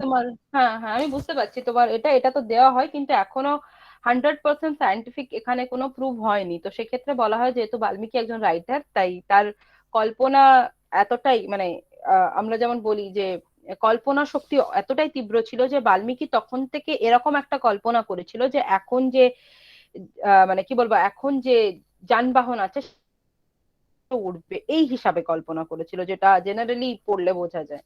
ঠিক আছে, মানে বিভিন্ন রিসার্চ থেকে এটাই বোঝা যায়। তো এই জন্য মানে ফিউচার একটা, এখন যেমন রোবট নিয়ে প্রচুর, ধরো নর্মাল রোবট তো আছে, কিন্তু রোবট নিয়ে কত কিছু এক্সট্রা ভাবনা চিন্তা হয়ে কত কিছু বেরিয়ে গেছে, মুভি বলো এটা বলো, তো এটা একটা কি একটা ফিউচার মানে ভিশন বলতে পারো। তো সেই হিসাবে আর কি আমি বলতে চাইছি পুষ্পক রথের ব্যাপারটা, ঠিক আছে, ফিউচার ভিশন হিসাবে উনি লিখেছিলেন। আর কিছু আছে প্রশ্ন? হ্যাঁ ম্যাম বলছি, আমি একটা সেমিনার করেছিলাম, সেখানে আমার ঠিক এক্সাক্ট নাম্বারটাও মনে নেই কত নাম্বার কি ছিল, তবে আমার কাছে রয়েছে, আমি আপনাকে পরে দেখাবো। ওই বেদে কিন্তু ওই পুষ্পক রথ নিয়ে মানে যেরকম বর্ণনা কিছু দেওয়া রয়েছে বা কিছু এমন কিছু রয়েছে কোনো একটা মন্ত্রে বা কোনো একটা কিছুতে, কিন্তু সেখানে কিন্তু এরকম একটা ব্যাপার রয়েছে যে পুষ্পক রথ তখন সত্যিই ছিল এবং তখন সেটা সত্যি উঠতে পারতো, এরকম একটা ব্যাপার শুনেছিলাম। তো সেদিক থেকে তুমি আমার পাঠিও, আমি দেখবো, বাট জেনারেলি মানে ওভারঅল রিসার্চ থেকে এখনো পর্যন্ত যেটা মানে আমি জানি আর কি, সেটাতে বলা হচ্ছে যে শুধু পুষ্পক রথে বলা, হয়তো পুষ্পক রথ ছিল, বাট আরো অনেক কিছু, মানে এই যে বলছি রাবণের 10টা মাথা, মানে আমরা ভেবে নিই যে দুই ছেলে 5টা করে 10টা মাথা, এগুলো মানে বেশিরভাগ মানে কল্পনারই দান আর কি, এরকম অ্যাকচুয়ালি রিয়ালিটিতে হয় না, এটাই বোঝাতে চাইছি।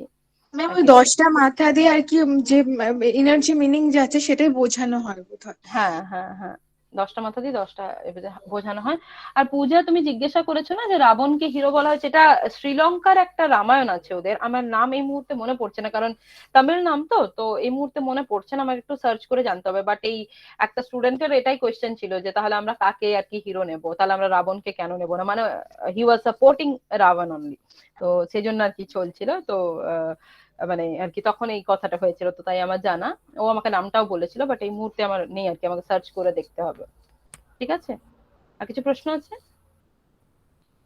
রামায়ণের যদি আমরা অ্যাকচুয়ালি ডিসকাস করতে শুরু করি না, মানে প্রচুর একটা লং ডিসকাশন আসবে, যেখান থেকে আমরা অনেক কিছু নতুন নতুন তথ্য পাবো, ইন্টারেস্টিংও পাবো, আবার কিছু কিছু মানে কি বলবো, এটাও বুঝতে পারবো যে আমরা যেভাবে পড়ে এসেছি সেরকম নয়। একটা মানুষ এতটাই বেশি ফেমাস যে তার গ্লোরি অযোধ্যা থেকে একদম শ্রীলঙ্কা পর্যন্ত, আর ধীরে ধীরে সেটা কম্বোডিয়া বলো, সাউথ ইস্ট এশিয়াতে পুরো ফেমাস হয়ে গেল। তো কি এমন ছিল লোকটার মধ্যে গুণ যে এতটা ফেমাস হলো? তো প্রচুর ভেতরে মানে অনেক কিছু আছে রামায়ণের মধ্যে। আর যাদের মেন রামায়ণ পড়ার ইচ্ছা আছে, খড়গপুর আইআইটির ওয়েবসাইটে চেক করবে রামায়ণ বলে, দেখবে খুব ভালোভাবে ওরা মানে সহজ বোঝার জন্য ওরা যথেষ্ট ভালোভাবে ট্রান্সলেট করে রেখেছে ইংলিশ আর হিন্দিতে, বাংলাতে কিন্তু নেই। আর তার সাথে সাথে শাস্ত্র পাঠও দেওয়া আছে উচ্চারণের জন্য আর কি, তো খুব ভালোভাবে ওরা বানিয়েছে। ঠিক আছে,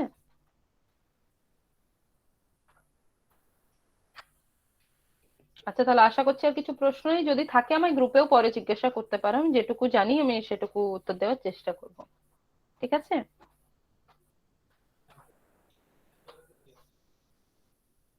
আচ্ছা ম্যাম। তাহলে thank you for listening me. Okay madam, ধন্যবাদ জানাই ভারতীয় বিদ্যা চর্চা প্রতিষ্ঠানের পক্ষ থেকে। যদিও নতুন করে ধন্যবাদ জানানো আর কিছু নেই আপনাকে। হিন্দি সিনেমা থেকেও যে নেট জেনারেল পেপারে শিক্ষা লাভ করা যায় বা নেট জেনারেল পেপার আমাদেরকে এতটা আনন্দ দিতে পারে, তা হয়তো আপনার ক্লাস থেকে এগুলো পাওয়া সম্ভব। ধন্যবাদ সকলকে যারা আজকে উপস্থিত হয়েছেন বিভিন্ন জায়গা থেকে, আপনাদের সকলকে ভারতীয় বিদ্যা চর্চা প্রতিষ্ঠানের পক্ষ থেকে ধন্যবাদ জানাই। আবার আমাদের দেখা হবে নেক্সট ক্লাসে। সবাই ভালো থাকুন, সুস্থ থাকুন।